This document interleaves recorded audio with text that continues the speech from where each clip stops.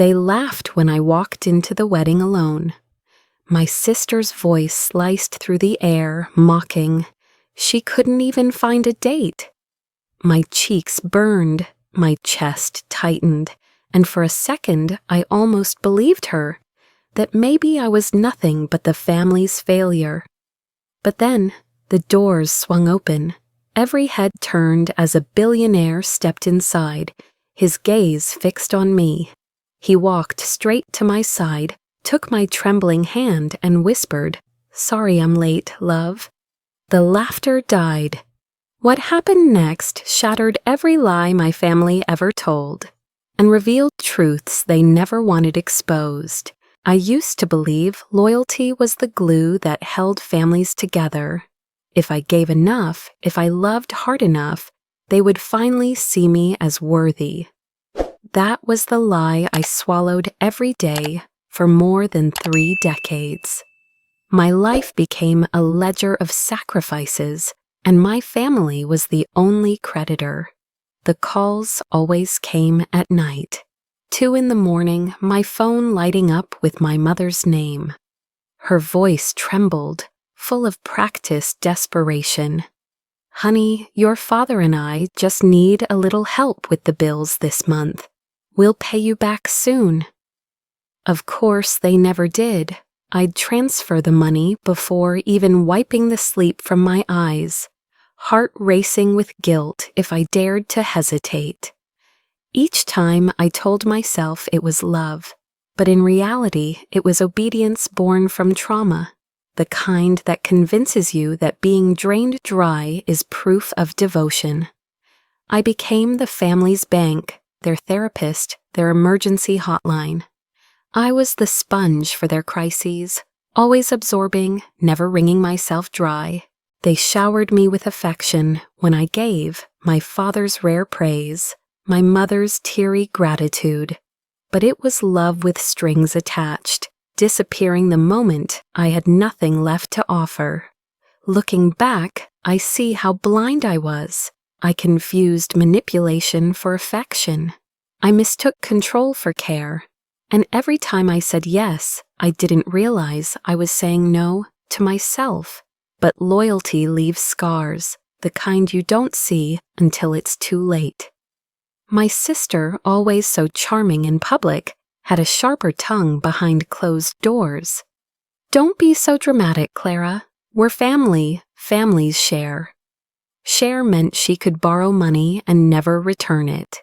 Share meant I canceled vacations, postponed dreams, just to rescue her latest disaster. And when I asked for even the smallest kindness in return, she rolled her eyes and called me ungrateful. Gaslighting was their favorite weapon. If I confronted them about the endless withdrawals from my bank account, my energy, my soul, they twisted the narrative until I doubted myself. "You're imagining things," my mother would insist. "We never asked for that much." My father would sigh. "Why do you always make everything about you?" Slowly, I stopped trusting my own memory, my own feelings. The isolation came next. I'd invite friends over, only to have my parents call, demanding I cancel because they needed me. My sister mocked my attempts at dating, whispering to relatives that no man would ever want me. And perhaps the cruelest cut of all, the group chat named Family Only. I stumbled upon it one evening when my brother accidentally left his phone unlocked on the kitchen table. Every cousin, every sibling, even my parents were in it. Everyone but me. Messages scrolled before my eyes, jokes at my expense, plans for holidays I was never invited to, discussions about dividing assets as if I didn't exist. I felt my stomach twist into knots. It wasn't just thoughtless neglect, it was deliberate erasure. Still, I clung to childhood memories like lifeboats. Christmas mornings when we laughed around the tree. Summer barbecues when my father lifted me onto his shoulders. I convinced myself that those fragments of warmth meant the coldness now was temporary. I told myself, they love me, they're just under stress. If I keep proving my worth, they'll let me back in. But beneath that fragile hope was a growing shadow. For years I told myself they were simply careless, maybe selfish. Yet as I pieced together the financial inconsistencies, the sudden disappearance of funds from my father's account, the way my sister flaunted luxuries she couldn't possibly afford, I sensed something darker. It wasn't mere neglect, it was a plan where I was the sacrifice. I remember one night sitting in my apartment, the silence pressing against me like a weight. I stared at old family photos, tears blurring the smiling faces. I wanted to believe those people still existed, that somewhere inside my parents and siblings was the love I once knew.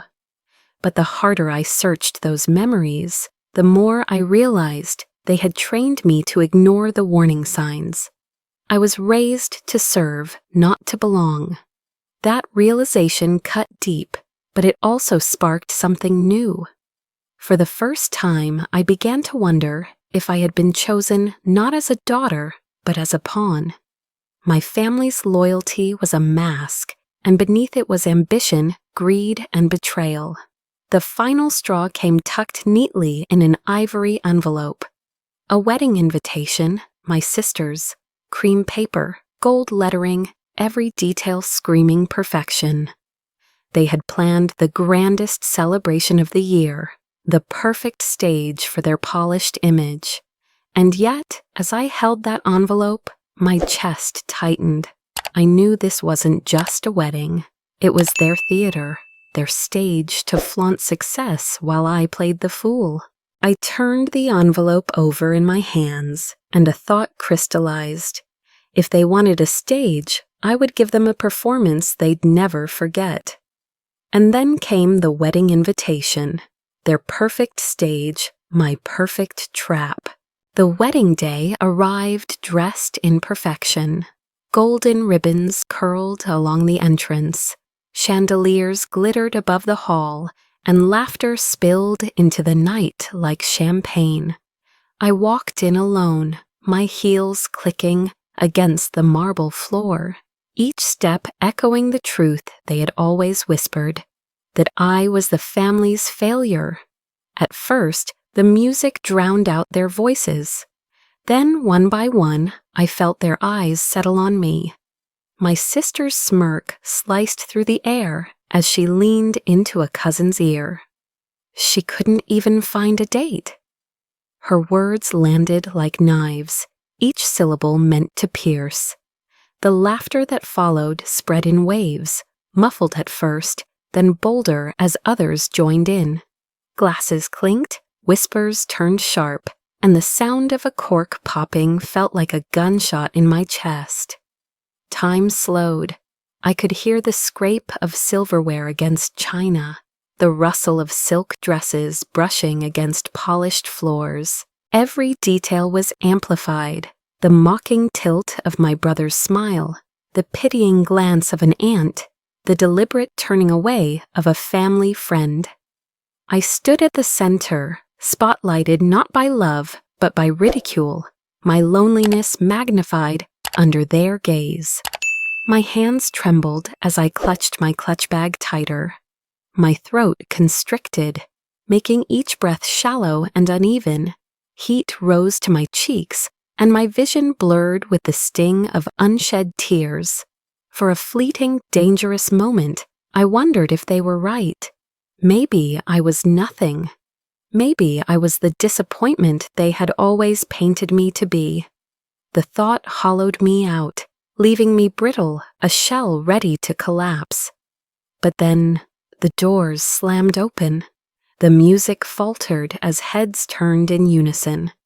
A hush swept across the hall, like a sudden wind snuffing out candles. Standing in the doorway was a man whose presence silenced even the cruelest whisper. Tall, commanding, dressed in a tailored suit, that seemed sculpted by authority itself, a billionaire whose name carried weight in every business circle, a man my family admired from a distance, but never imagined would step into their world. He didn't scan the room. He didn't search for anyone else. His eyes locked on mine, unwavering, as if the entire night had been designed for this moment. My breath caught, my pulse quickened, not out of romance but out of shock. Every step he took toward me was measured, deliberate, each one shattering the sneers that had filled the room seconds before. When he reached me, he extended his hand. My fingers, still trembling, met his, and he clasped them firmly, grounding me. He leaned close enough for only me to hear and said, "Sorry I'm late, love." The room froze. Forks hung midair, glasses stalled inches from lips. My sister's smirk fell, her face pale with confusion. My mother blinked rapidly, caught between horror and disbelief. My father's jaw tightened, the practiced mask of control slipping for the first time. They couldn't process it. The woman they had branded as invisible now stood center stage, her hand held by a man who embodied everything they worshipped: power, wealth, and recognition. For the first time that evening, I allowed myself the smallest smile. It wasn't love that curved my lips. It was defiance. They thought I was broken, but I had never been more whole. And here, let me pause and ask you, if this happened to you, would you hold his hand tighter, staking your claim in front of everyone who doubted you, or would you let go, fearing the story was too good to be true? I chose to hold on. My fingers tightened around his, not out of need, but out of resolve. He wasn't my savior. He was my ally, the one who agreed to stand beside me tonight for reasons my family could never guess. Around us, silence deepened, thick and suffocating. Their eyes darted between us, searching for answers that wouldn't come. Questions burned in their throats, but no one dared speak. I savored the moment, not as a victory, but as a warning shot. Because what my family didn't know, what they could never predict, was that this wasn't the climax of my story. It was the opening act. The real performance was yet to begin. Long before the wedding, before the billionaire strode into that hall and silenced every sneer, I had already started building my case. It began the night I realized the group chat was real. I sat in my apartment, the glow of my laptop screen casting shadows across my face, scrolling through messages I was never meant to see. My siblings joked about me, called me the charity case, while dividing future assets as though I had already been erased.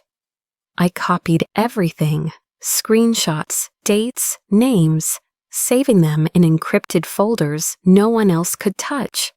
My phone became both my shield and my sword. I recorded calls, my mother's shaky voice saying, "Don't tell your father, but send me the money now."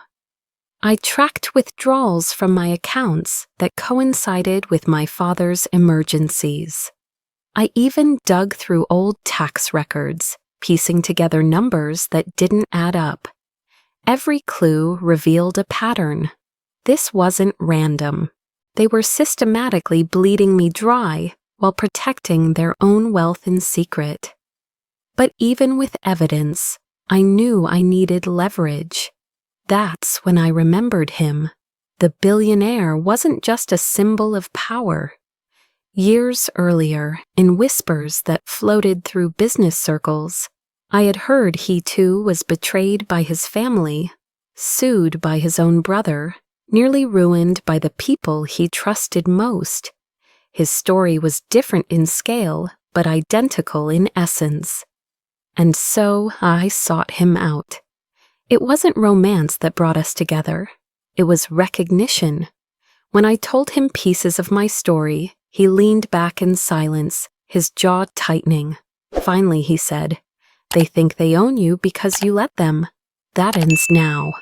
His voice carried no pity, only certainty. He agreed to help, not because he saw me as fragile, but because he saw a fighter who just needed a battlefield. Yet for all my strategy, I was still human. There were nights when the weight broke me. I sat at my desk, pen in hand, writing in the journal I'd kept since childhood. The ink blurred as my tears fell, staining words I could barely finish. I wrote, "I don't know if I'm strong enough. I don't know if I'll ever be free." In those quiet moments, stripped of performance and plans, I was only a daughter still yearning for love from people who had no intention of giving it. But strategy demands more than longing. One night, as I sifted through bank statements, I found a sealed envelope marked in my father's handwriting. Inside was a draft of a will, not the official one, but a draft where my name had been scratched out. My siblings' shares were increased, mine erased completely. My chest tightened, my pulse quickened. I almost couldn't breathe. This wasn't just emotional neglect, this was erasure, legally planned. I stared at that document for hours, afraid to even touch it again. My hands shook as I slipped it back into the folder, whispering to myself, but there was one document that terrified even me to open. Evidence was only half the war. I needed allies. My aunt was the first to step forward, quietly sliding a flash drive across a cafe table. "They think I don't see what they're doing," she whispered, her eyes darting to the door. "But I've watched long enough. You're not crazy, Clara." On that drive were copies of messages, bank transfers, proof that my father and sister had worked together to divert funds. Then came my oldest friend, the one who had watched me shrink under my family's grip for years. She offered more than sympathy. She offered connections to lawyers, forensic accountants, people who knew how to turn secrets into weapons. Piece by piece, my army grew, not from blood, but from choice. My chosen family began to take shape, but alliances have their shadows too. It was during this time that I discovered the deepest betrayal yet. My ex-husband, the man who once vowed before God and witnesses to protect me, had been feeding my family information. He told them about my accounts, my routines, even my attempts at therapy. He painted me as unstable, unreliable, weak. That was the knife that cut the deepest. And I'll ask you this. What would you do if the person who vowed to protect you handed you over instead? Would you crumble under the weight of that betrayal, or would you use it as fuel to burn the lies they built around you? For me, it was fuel. That discovery hardened something inside me. It wasn't just about survival anymore. It was about strategy. If they thought I was the pawn, I was about to show them I had been the queen all along. My allies gathered, my evidence was locked and ready, and the stage was set. They wanted me, silent, invisible. Instead, I would rise, flanked not by those who shared my blood, but by those who chose my side. If they thought I was alone, they were about to learn. I never fight alone again. The wedding was meant to be flawless. My sister glowed in her gown. The hall glittered with chandeliers, and every detail whispered wealth and prestige. Guests clinked glasses, photographers captured smiles, and the orchestra swelled as if it were the grand finale of a play. But they didn't realize the real performance hadn't begun. I stood near the edge of the dance floor, my billionaire ally at my side, his presence a shield against their scorn. My heart pounded, but my hand did not tremble when I reached into my clutch. Inside were the pieces of my family's carefully hidden rot. The altered drafts of the will, the bank transfers, the recordings of midnight calls. The music dimmed as I stepped forward. Conversations stuttered, eyes turned. My voice cut through the hall, steady despite the storm inside me. "Since we're all here to celebrate family," I said, "perhaps it's time we discuss what family really means." Laughter flickered uncertainly, then silence fell as I raised the first document high. I revealed the will where my name had been erased, scratched out like I had never existed. Gasps rippled through the room. "This wasn't a mistake," I continued, my gaze sweeping over their pale faces. "It was deliberate. A plan to erase me, not only from your hearts, but from our legacy." The twist spread like fire. Guests leaned closer, whispers tumbling. My father's jaw locked. My sister clutched her bouquet too tightly, petals crumpling beneath her grip. My mother shook her head, mouthing words she couldn't form. But I didn't stop. One by one, I released the evidence, the stolen funds, the secret transfers, the messages mocking me while plotting my removal. Their masks cracked under the weight of truth. Then, in the midst of the chaos, my gaze caught a pair of wide eyes. A little girl stood at the back, my niece, no more than 7, clutching a stuffed rabbit against her chest. Her innocent face was frozen, absorbing every poisoned dart of the scene. My breath hitched. In her, I saw myself as a child, unaware of the traps love could weave. And in that moment, my resolve hardened. I must end this cycle, not pass it on. I turned back to the crowd, my voice sharper now. "You wanted to erase me, but tonight I erase the lies." Gasps erupted louder this time, murmurs rolling like thunder through the hall. And that's when they launched their counterattack. My father's voice boomed, desperate authority in every syllable. "She's unstable, always has been. Look at her, ruining her own sister's wedding out of spite." Heads turned, some nodding with unease. My siblings chimed in, piling lies like bricks to rebuild their crumbling wall. "She's obsessed, paranoid. We tried to help her, but she refuses therapy." The smear campaign unfolded seamlessly, rehearsed as if they had anticipated this moment.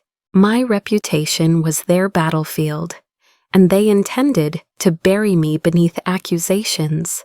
Then my mother stepped forward, tears streaming down her face in perfect, practiced streaks.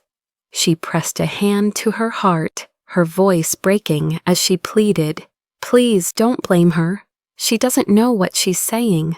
My poor Clara needs help, not judgment." Gasps softened into murmurs of pity. I felt the tide shift, the crowd leaning toward her performance. For a moment, even I almost believed the act. My mother's face, so convincingly fragile, her tone dripping with maternal concern. It was the perfect weapon, turning me into the villain while she claimed the role of savior. But I had prepared for this. My fingers tightened around the remote hidden in my palm. With one click, the screen behind the band flickered to life. A video played, grainy but clear. My mother's voice filled the hall, captured late at night. "If Clara keeps questioning us, we'll just tell everyone she's unstable. No one will believe her. She's easy to discredit." The silence that followed was seismic. My mother's tears froze on her cheeks. Guests recoiled, as if the screen had slapped them each personally. Whispers rose again, but this time not against me. They were against her. I stood tall, no longer trembling. The evidence had spoken, louder than their lies. The room went silent. But silence is never empty. It's loaded. Chaos erupted the moment the video ended. Gasps turned into shouts, and whispers turned into accusations. My sister's wedding, her carefully curated performance, was collapsing in real time. The groom, once glued to her side, stepped back, his face pale with shock. He glanced between the damning screen and the trembling bride before shaking his head. "I can't do this," he muttered, dropping her hand as if it burned him.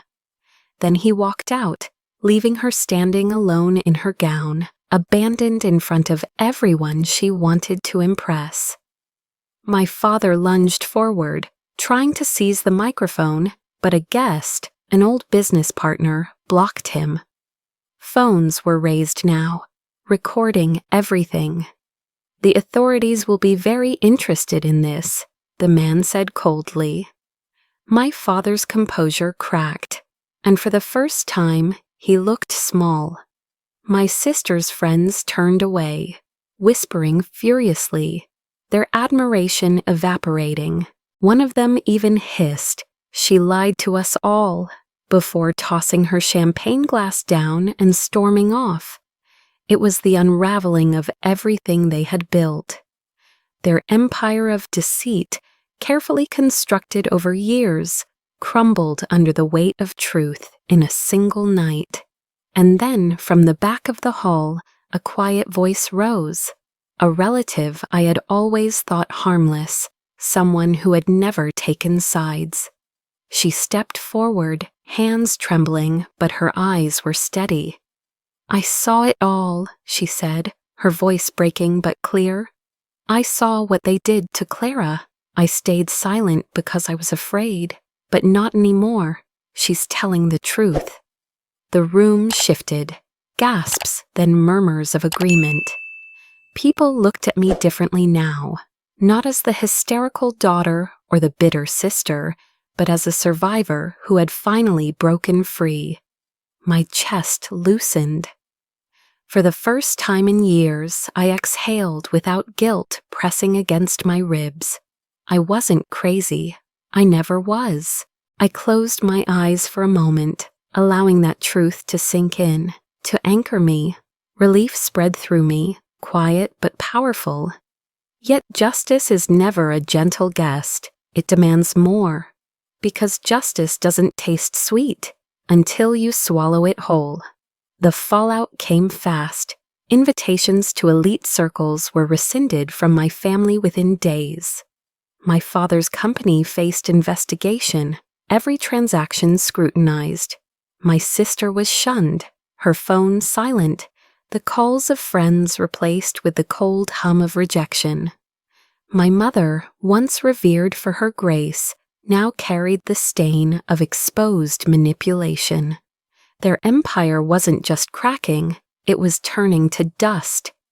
And yet, as satisfying as it should have been, I didn't feel triumphant. I felt free. The chains that had bound me for so long weren't just loosened, they were shattered. That night, as the guests dispersed, my billionaire ally stood beside me. His presence was no longer a shield. It was a reminder of the alliance I had chosen. I looked at him, searching for the reason he had agreed to help me in the first place. His gaze was steady, almost heavy with unspoken memories. Finally, he broke the silence. Years ago, my own brother took everything from me. My parents chose him over me. I lost not just money, but a family I thought would never betray me. I fought back, and I survived. When you came to me with your story, I saw myself. Helping you wasn't charity, Clara. It was redemption. The twist hit me harder than I expected. His strength, his cold confidence. It wasn't born of privilege alone. It was carved from the same betrayal that had shaped me. For a moment, I didn't feel alone in the world. We were bound not by blood, but by scars. And now I'll ask you, do you believe in karma? Waiting patiently for the universe to balance the scales? Or do you believe in strategy, in taking justice into your own hands when fate refuses to intervene? For me, the answer was clear. Karma doesn't move without a push. Strategy is what gives it weight. As my family's empire dissolved, I didn't celebrate their downfall. My real victory wasn't in their humiliation or their loss. My real victory was yet to come. But my real victory wasn't their downfall. It was what came after. After the storm, silence came. Not the suffocating silence of being ignored, but the liberating silence of choosing absence. The morning after the wedding, I woke in my apartment to a phone buzzing with dozens of missed calls. My mother's name, my father's, my sister's, all flashing like desperate ghosts. I stared at the screen until it went dark. Then I typed 3 words into every contact that once chained me. No contact established. I blocked every number, every email, every thread. For the first time in my life, I was unreachable. At first, the quiet unnerved me. I was so used to being summoned at any hour, so conditioned to anticipate their demands, that the absence felt like vertigo. But then came the stillness of freedom. One morning, I stood in my new apartment, sunlight pouring through sheer curtains. The smell of coffee filled the air as I held the warm mug between my palms. No phone vibrating at 2 a.m. No mother's trembling voice begging for money.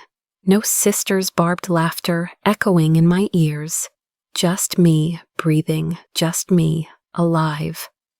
I leaned on the balcony railing, the city humming below, and for the first time in decades, I felt the rhythm of my own life, not theirs. Emotional relief washed over me, not sharp or sudden, but steady, like the tide rolling back to reveal untouched sand. But freedom means nothing if you don't know what to do with it. The days that followed became a canvas. I painted new routines, therapy sessions where my words were finally heard without dismissal, financial planning that put my future in my own hands, friendships that didn't require me to bleed to prove my worth. My circle shrank but strengthened, each person in it chosen, not inherited.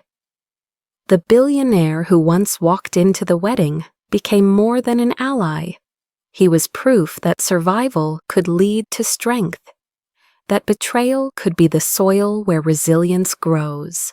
My aunt called regularly now, no longer whispering in fear, but speaking openly, proud of the stand I had taken.